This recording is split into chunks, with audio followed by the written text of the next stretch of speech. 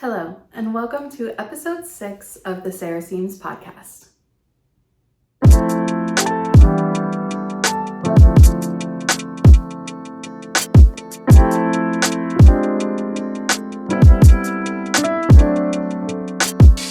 Hello, and welcome. My name is Sarah. I'm the maker here at the Sarah Seams podcast.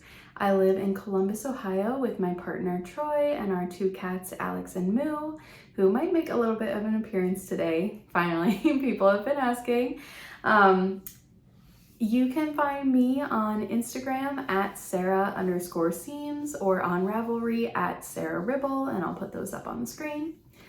And yeah, today we're going to talk about a lot of knitting, but there's also a little bit of sewing and a little bit of quilting, as well as some fun new to me items at the end, and a little bit of an update on some personal stuff, just some fun things that I've been doing lately, and some things that I'm loving. So I'm going to jump right in. What I'm wearing is, I had said on the last episode I would wear my hot pink linto, but it was a bit much to be on the screen for this long, I thought. So if you're curious to see it, go back to the previous episode and I showed off the finished object there. But I have worn it a couple times and it's been really fun. I did wear it for Valentine's Day, which was why I rushed and knit it in like 2 weeks to finish it in time for that, and it was really fun. So yeah, not wearing it today, but today I am wearing, this is a Floreat dress. The pattern is by Megan Nielsen, and I have made it in an ITY knit fabric that I got at a fabric swap. Let's go back so you can see the pattern a little bit more.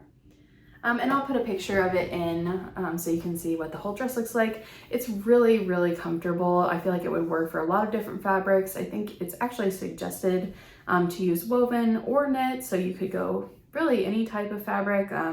You know, a lighter drapier fabric like this is going to give it more fluidity and drape and movement, but like it would look really pretty in a structured fabric too. It has a really cool asymmetrical hem. I did have to shorten the dip of the hem on my version because I'm a little bit shorter than who the pattern is drafted for, so that was the only change I made. But yeah, like I said, I'll put a picture in so you can see what it looks like, but I really like this. I wear it a lot. It's kind of a year-round item for me. In the summer, I just wear it as is with the short sleeves and the waist tie, and in the winter, I like to wear a little cardigan over it. But yeah, this is something I get a lot of use out of, and like I said, I got the fabric secondhand at a yarn swap.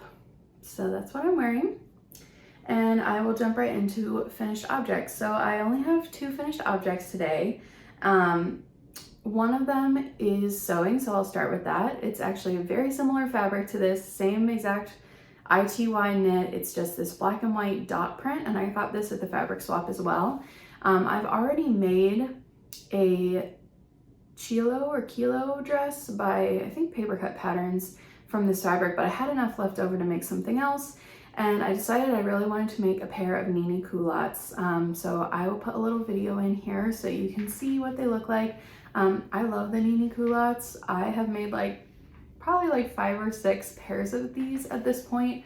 I've made them in knit, I've made them in woven. They're wonderful in linen in the summer. They're just easy breezy, and I have a hard time fitting pants occasionally because my waist to hip ratio is pretty, it's more than, you know, most patterns are going to include, so there's a lot of fitting involved in pants for me usually. But for the Ninnis, I just make size 18. And after my first few pairs, I did add a little bit to the rise just to make them a bit more comfortable, but that's really the only modification I make. Like I said, I've made these like a ton of times and I really like them. They're just super comfortable. Like if I'm wearing pants, I want to be comfortable, you know, like I literally don't own hard pants anymore. Like I only have pants with elastic waist, and that's how I like to live my life. So yeah, I whipped up these Ninni culottes really quickly last weekend, and I've worn them a couple times already, and they're great. So that's my first sewing finished object. I have still not really started sewing my poppy coat. I know I talked about it in a couple of previous episodes. I do still intend to make it. I just, my whips are taking up a little bit more of my time right now, and that one's kind of been put on the back burner. So hoping to have some progress on that in the near future. My other finished object, I was watching Selma, her podcast is Little Big Knits, and she was sharing on her most recent episode that she had used a bunch of scrap yarns to make some coasters and a mat for her cats to lay on. And I have been wanting to use up, I knit a lot of socks, so I have all of these fingering weight yarn scraps, and I've been wanting, oh, and there's Moo on cue yelling at us about the cat mat. I will be right back. Okay, I just gave them some catnip, which will hopefully distract them. So yes, I've been wanting to use up some of my sock yarn leftovers, and I've been wanting to play around with some marling. I'm like a very type A creative. I sometimes have a hard time like picking colors or mixing colors, but I just decided I was gonna go for it because it's for my pets, so it doesn't have to be especially beautiful in my opinion. So here's my cat mat. It's like a placemat basically. And actually, this would make a really pretty set of placemats. Now I'm like, should I make placemats? I don't know. So here's my cat mat. And the marling is really pretty. I used 5 different strands of leftover fingering weight yarn. And I had one self-striping yarn, so that's where you're getting the kind of like progression of color. But then I had a couple variegated yarns. I had like a gray yarn. I had a light pink, purple throughout. So yeah, I did kind of, you can see it changes a bit here, and I did run out of one of my variegated yarns and subbed in a different one. So whenever I ran out, I just subbed in a different one until it got to the length that I wanted. But yeah, it's just, there's some really fun colors. So yeah, you hold 5 strands of fingering weight, and then with a 5mm needle, I just cast on 50 stitches and just knit back and forth in garter until it was the size I wanted. You know, big enough for my cat to lay on. And yeah, you slip the last 2 stitches of each row with the yarn held in front, so it creates this really pretty, really pretty like braided edge. It almost looks like an I-cord bind off, honestly, but yeah. And then the shorter ends are just cast on and cast off, and in the normal way. Yeah, it's created this really squishy fabric. Like, I feel like this would be a great way to use up scraps for a lot of different home projects. Like I said, like a set of placemats would be beautiful, or like a cushion cover, because it's really plush. That would be really nice. I feel like I might make like a throw pillow with this technique and use up some leftover yarns. The marl isn't, I don't know if it's coming across super well on the camera, but it really is very pretty. And it kind of gave me a little confidence boost about marling, that, you know, it's okay to try things and not be sure how they're going to work out. And I think this worked out really well. So if I can get a little footage of the cats on it, I will put that in here. And then I will move on to my works in progress.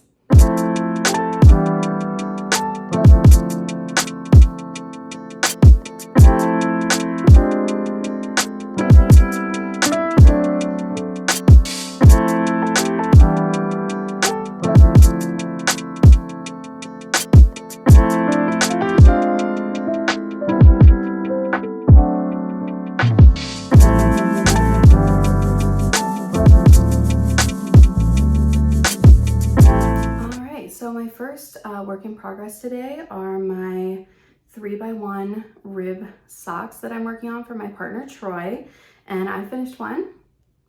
Yay! It's not been blocked yet, so you can see the ribs pretty tight right now, but yeah, this yarn is I got this recently on my trip to Chicago. I went to a local yarn store there called Yarnify, and they had this brand called, let me look it up, 3 Irish Girls. And this is their Adorn Luxe tonal base, and this color is Desert Turquoise. So it's a super bright, pretty, summery turquoise. My partner Troy loves the desert, so I picked that with him in mind, and he loves bright colors. So yeah, I cast on about 1.5 inches of a 1x1 rib cuff, and then the leg total measures 5 inches, and the rest is 3x1 rib. Then did a heel flap and gusset with a French heel.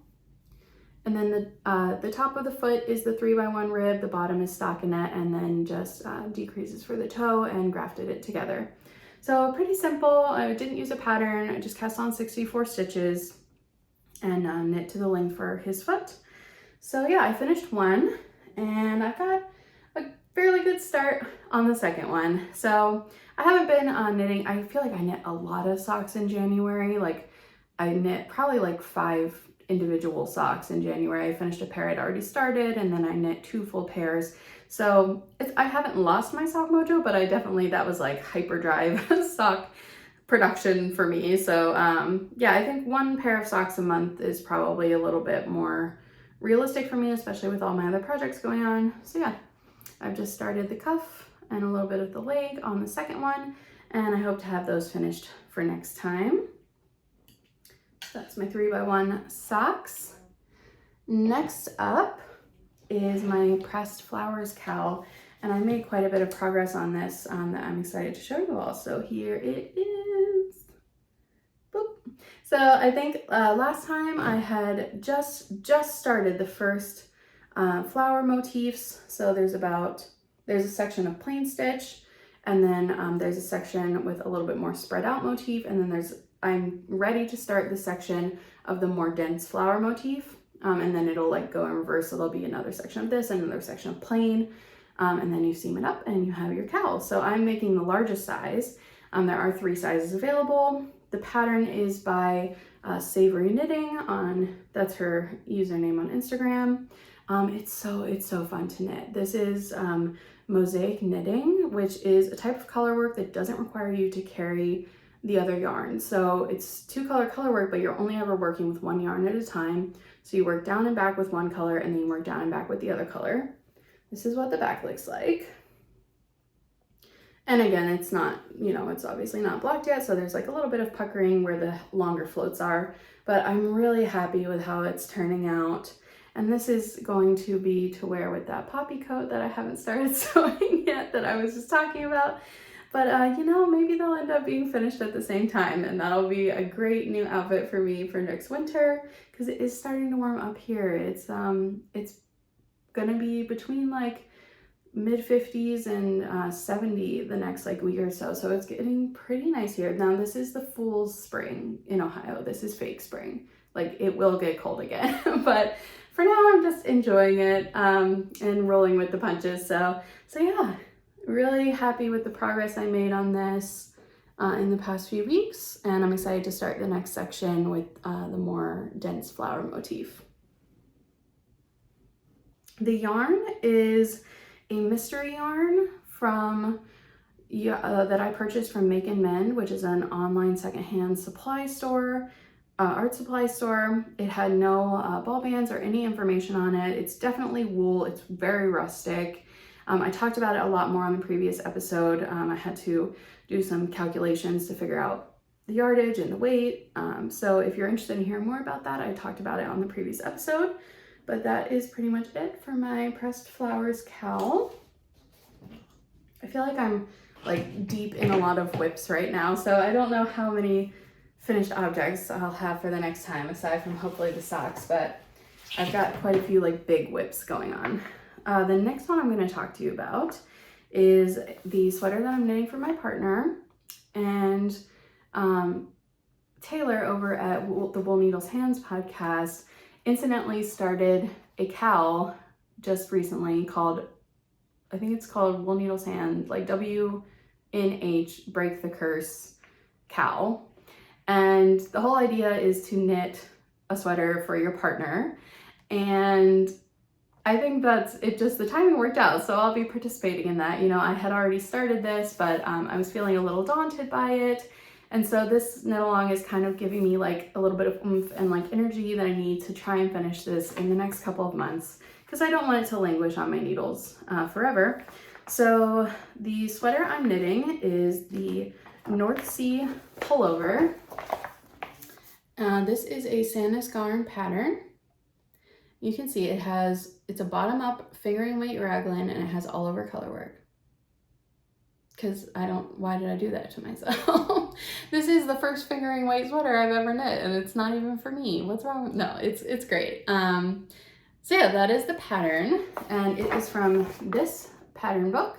And I actually have the whole book, and there's some really great other patterns in here. Like there is specifically, I love this all over rib.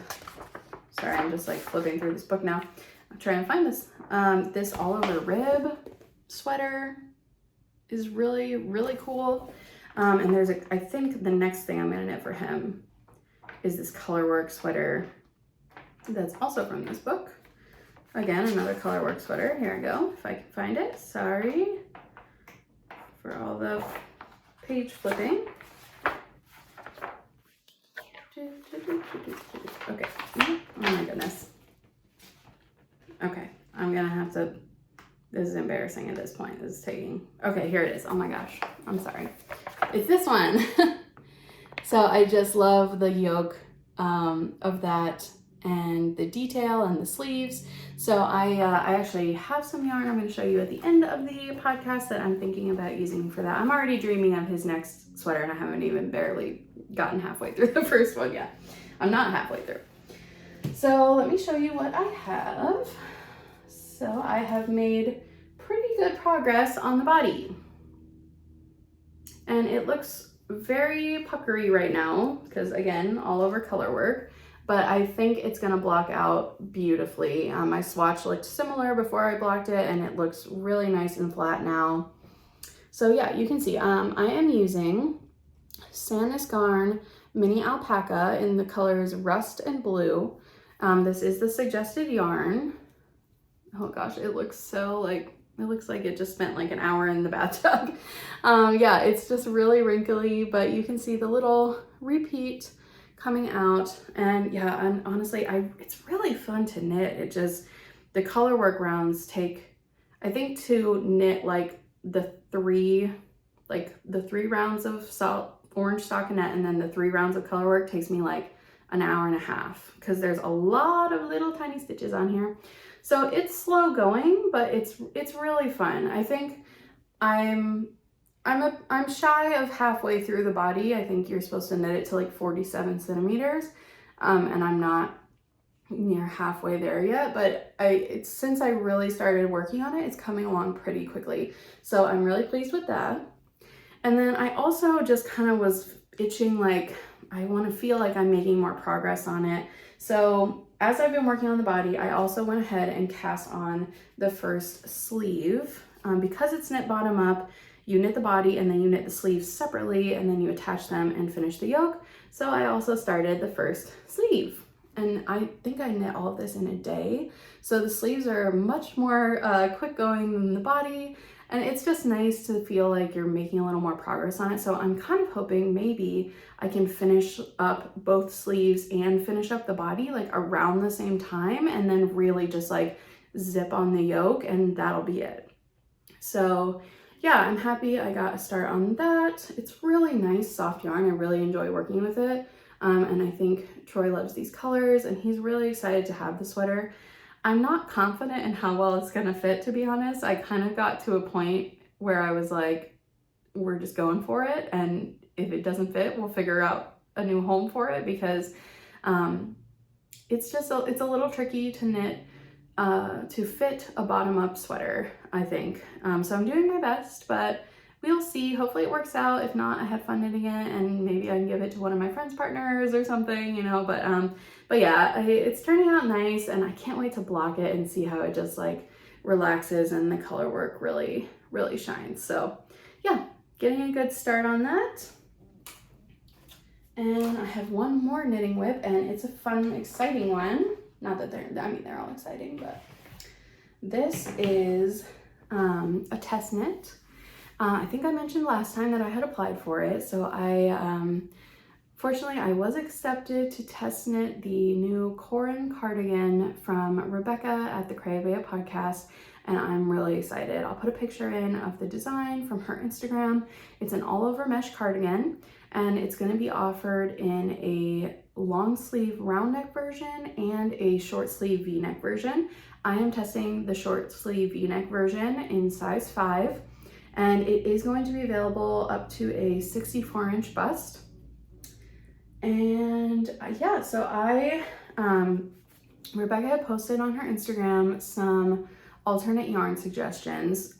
Both of hers are knit in a wool. I knew I didn't want 100% wool because I'm knitting I'm knitting the short sleeve version, and I'm intending it to be worn as more of like a summer top with like skirts or over dresses. So I knew I wanted a little bit of cotton or linen at least, and one of the alternative yarns she suggested was Sandnes Duo, which is what I ordered because I've had a good experience with the other Sandnes yarn I was just showing you, and I did find a US distributor called Mother Knitter, and they ship really quickly, and they've been great so far. So yeah, I decided to try Duo.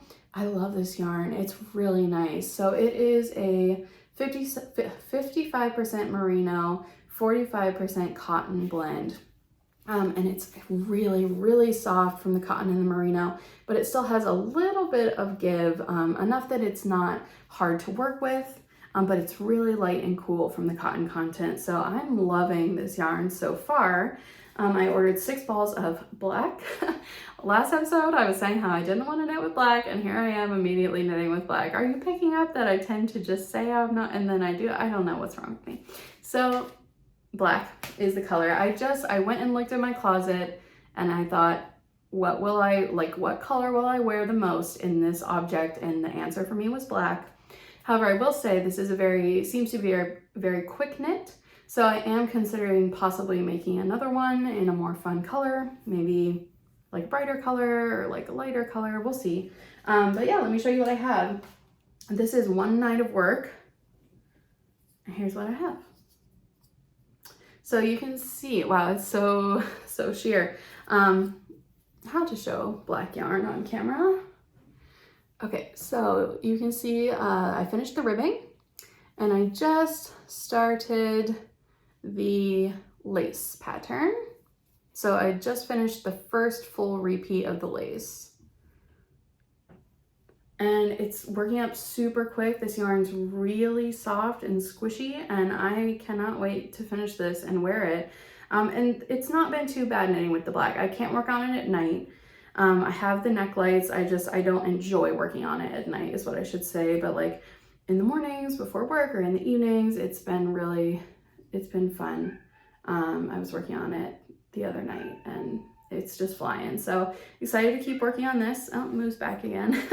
And I will keep you updated. But yeah, really fun test knit. Thank you, Rebecca, for choosing me. I've really enjoyed her test knits. They have a fun community thread on Instagram, and it's just nice to see like everyone else's yarn choices and colors and like what changes, what mods they're making, and it's fun. I do enjoy test knitting when I have the time for it. So yeah, that's exciting. Last whip is my quilting project, my massive king size quilting project. So I think I've talked about this in every episode so far. I am working on the Omega quilt by Miss Make, and there's currently a quilt along going on for this over on Instagram. The quilt along is only 6 weeks. I am making the king size. I don't know if I'm gonna finish in 6 weeks, and I've kind of just accepted that already because I am technically a little bit behind already. So last week we were supposed to finish there's blocks A and there's blocks B, and we were supposed to finish sewing all of our block A's together last week, which for me, there's 40 block A and 40 block B. And last week I only managed to cut out all of block A, but I did piece one together to show you. So this is block A, and I am using Art Gallery Pure Solids, which I purchased at a local fabric store called So to Speak. The colors are again inspired by Troy's love of the desert, because this is gonna go in our bedroom, which has like kind of a deserty vibe. This color is Desert Dunes. This is Sandstone, Terracotta Tile, and Coconut Milk. And so you can see it's this really fun, like wavy checkerboard design with the colors mixed in. And I really like how it turned out. I did a whole like crazy mock-up to like see how the color was gonna work out. But yeah, so I only have one sewn together right now. So I have to, stop. I have to finish 39 more of block A, and then all 40 of block B need to be cut out and pieced. So we will see. Maybe I'll power through like on some nights this week and the weekend. But I don't know. If it takes me longer than 6 weeks, that's okay. You know, there's no hard and fast deadline for this. So yeah, I'm just gonna keep plugging away at it, but I wanted to show you my first finished block. So it's coming along slowly, but it's a massive project, so I don't wanna get burned out on it. Let me know if you're participating in any of these make-alongs or knit-alongs, like, you know, the Break the Curse knit-along or the Omega Quilt-along or any others. I'd love to hear about them. Yeah, that's it for my whips this week. So what's next? Acquisitions. 1 second, I'll be right back with them.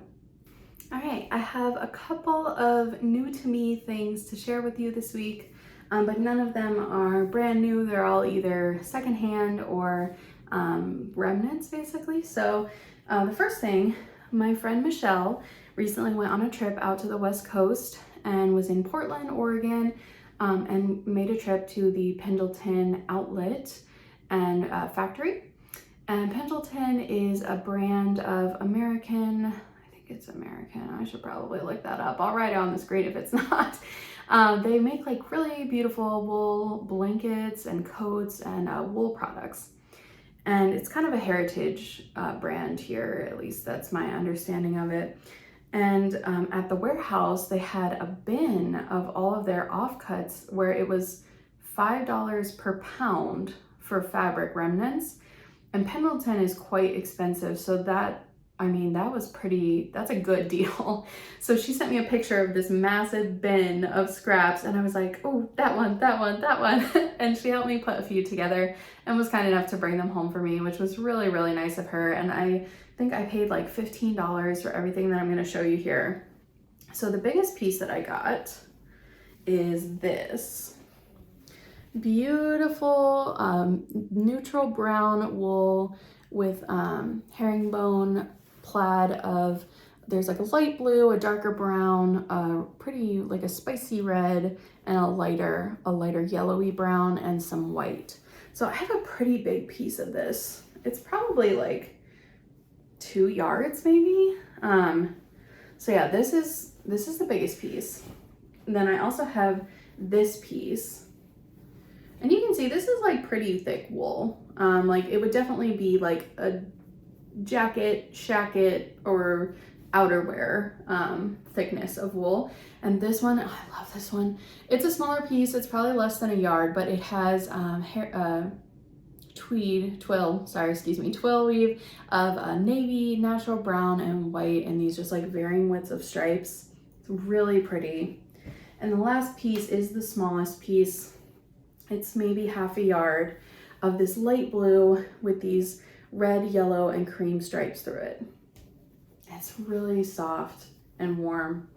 And my thought is to put them all together into some kind of like scrappy, like outerwear kind of shacket for myself or for my partner Troy. So I might just make a size that could work for either of us, and maybe it'll just live in our closet as like a throw it on when you need to be warm piece.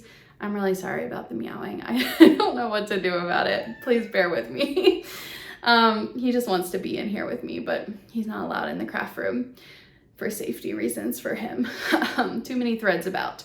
So yeah, I think I'm gonna put these together into some kind of like patchwork wool jacket kind of project, and I'm very, very excited to plan that out and get started on that. Honestly, at this point, I don't know if I'll get to it before the fall, just because my brain is turning to spring already, but I'm very excited to play with these in the next like 3 to 6 months.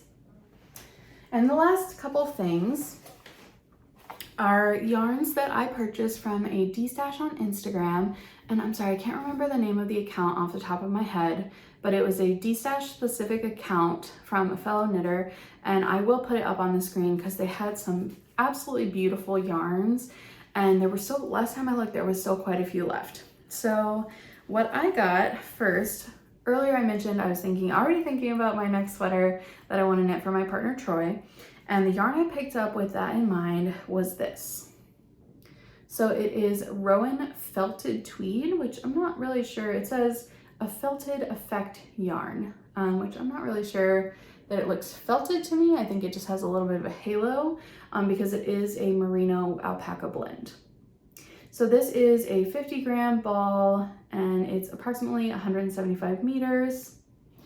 So yeah, it's a really pretty, like, almost like a very light khaki. It has like a green undertone, like a tan green, and but then it has little flecks of white and blue and little flecks of navy in it. So what I was thinking would be really pretty for that colorwork sweater that I took forever to find in the magazine would be to do this with either like that bright blue that you can see in there, or even cream, but really I was thinking navy as the colorwork yoke. And then this is the body, would be really, really pretty. I think I have like 1,300 yards of this. So I need to look at that and make sure that this yarn is appropriate, you know, gauge-wise, and it's the correct weight. But I think something like that, some kind of colorwork yoke, instead of an all-over colorwork next time, would be really nice for him. So yeah, this is going on my shelf for now as a next project for Troy. But it's a really nice feeling yarn. It says it's DK on the label here. The color is stone. So yeah, excited about that. And I got eight balls of this, I think. So that was a great deal. And then the last thing I got is a skein of sock yarn from the same D-stash. This is from a Knitter's Homestead. It's 80% merino, 20% nylon. Look how pretty it is. Oh, stop, he's trying to get in. He's trying to break the door down. It's very intense. This is the color Moonstone. It's this super beautiful, light, jadey green with little flecks of blue and yellow throughout. 100 grams, 400 meters. And I've never bought a color of yarn like this. And when I saw it, it really caught my eye and I just thought it was really, really pretty. So this is definitely going to become a fair pair of socks in the future.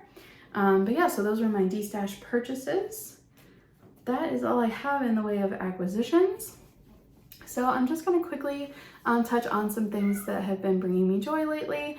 And the first one was our euchre party that we had over the weekend. We had 16 of our closest friends, including us, and we had 4 different tables, and we all played cards and we all rotated tables and everybody got to play with everybody. It was really, really fun.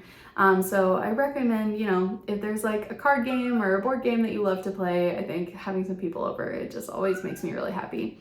So the last thing is, at the party, I cooked a bunch of Greek food. So in 2020, during the pretty intense lockdowns at the beginning of COVID, I was looking for a project and I decided randomly that I wanted to cook one dinner or one meal from every country.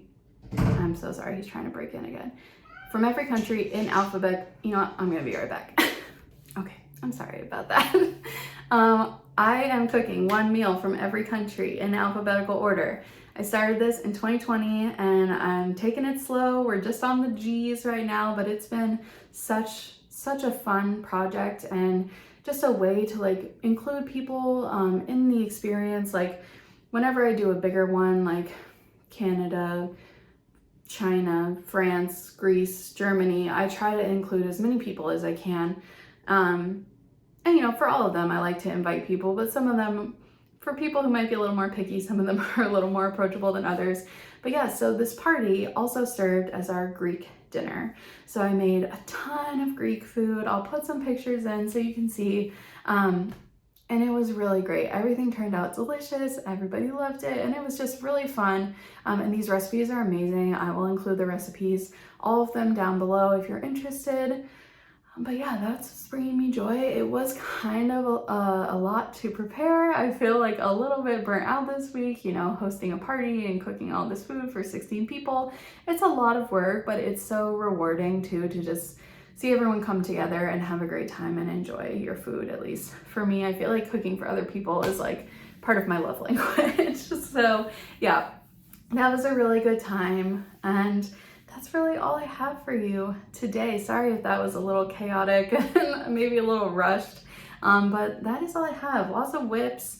I feel like I'm still gonna have a lot of whips next time. Hopefully I'll finish my socks and make some good progress on everything. But yeah, I will be back in a couple of weeks to touch base with you.